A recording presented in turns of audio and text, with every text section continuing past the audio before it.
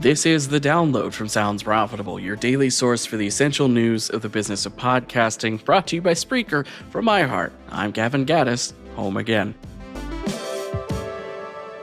Here's what you need to know for today, Monday, August 26th. First up, audio reaches the brain quicker. Tom Webster holds forth at Podcast Movement. Rain News coverage of Tom Webster's keynote presentation from Podcast Movement in Washington, D.C. His keynote address contains teases of data from Sounds Profitable's 2024 edition of the Podcast Landscape Study, built from surveys of over 5,000 respondents. 97% of them say they heard of podcasting before, 37% listen on a weekly basis, and for the first time ever, over 50% had listened to a podcast. The full study will be published on Wednesday alongside a free live webinar in which Webster presents key findings. Registration for that 2 p.m. Eastern Standard Time webinar is open now. Next up, publishers fight the brand risk myth of advertising with hard news. Advertising is full of received wisdom regarding the so-called risks of brands running their campaigns on news website ad space. Bodies like Think News Brands are working to fight against those common presumptions.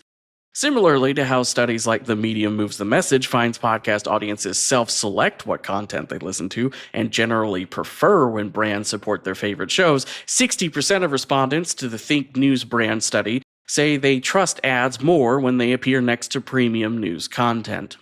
Next up, Time is Time by Brian Morrissey.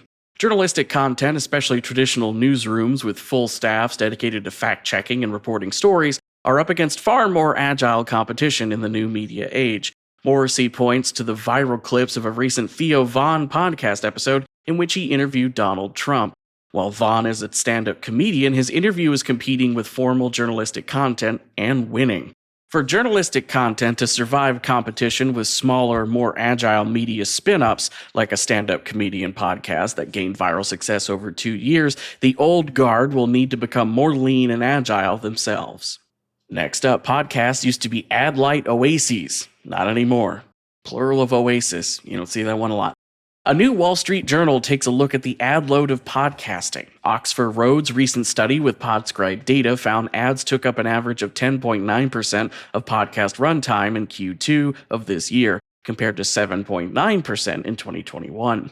The study also found a respondent's likelihood to follow through on an ad decreased noticeably the more ads were added to an episode. There is a sweet spot to the quote-unquote right ad load in podcasts, and finding it comes with a load of variables, such as total ads per break, how many ad breaks you have, who is reading the ads in the episode itself, length of the ads, so on and so forth. It would be beneficial for podcasting as an industry to reach a point where companies state their perspective on ideal ad loads. Putting a hard number out drives others to either agree with it or challenge it. In either instance, the overall industry is able to grow and progress, having discussed something openly to find a consensus. And finally, HVAC podcasts are a hot product for a cooling market. An opinion piece from the Washington Post by Eric Wemple that focuses on the smaller side of podcasting. While most coverage of the industry focuses on powerhouses like the Joe Rogan Experience or The Daily, Wemple points to podcasting's ability to not only reach broad audiences, but also drill down to metric-defying niches. Micro-fandoms that are more engaged and tend to be more powerful when it comes to branded content than other forms of media. A notable example being Brian Orr's podcast that diagnoses heating, ventilation, and air conditioning issues and provides tutorials on how to repair them. A podcast concept that has since grown to 7.5 million downloads and $400,000 a year in ad revenue from HVAC companies that know their ads are going directly to their target audience. As for the rest of the news, a report from WARC predicts global advertising expenditure will increase by 10.5% in 2024.